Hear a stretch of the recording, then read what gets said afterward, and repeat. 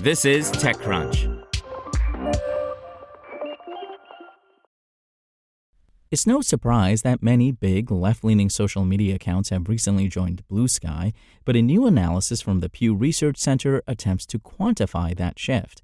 This comes as an update to Pew's News Influencer report released in November 2024, which did not include Bluesky in its numbers.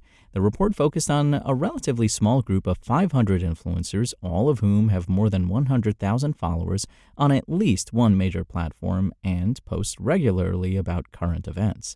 For this Bluesky-centric update, Pew looked at those same influencers, as opposed to accounts that may have found a big audience on Bluesky exclusively, and saw that in February/March, 43% of them had an account on Bluesky. Just over half, 51% of those accounts, were created after the 2024 presidential election.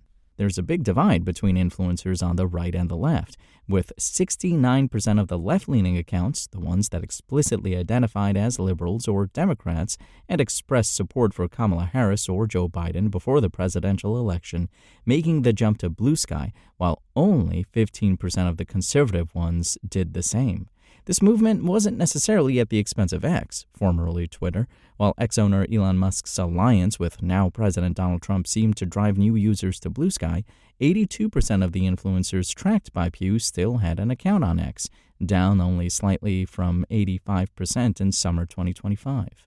In other words, even if left-leaning influencers are dipping their toes into Bluesky, most of them, 87%, haven't abandoned X. Pew also says most influencers continue to post more regularly on X than on Bluesky. However, Bluesky activity does appear to be picking up.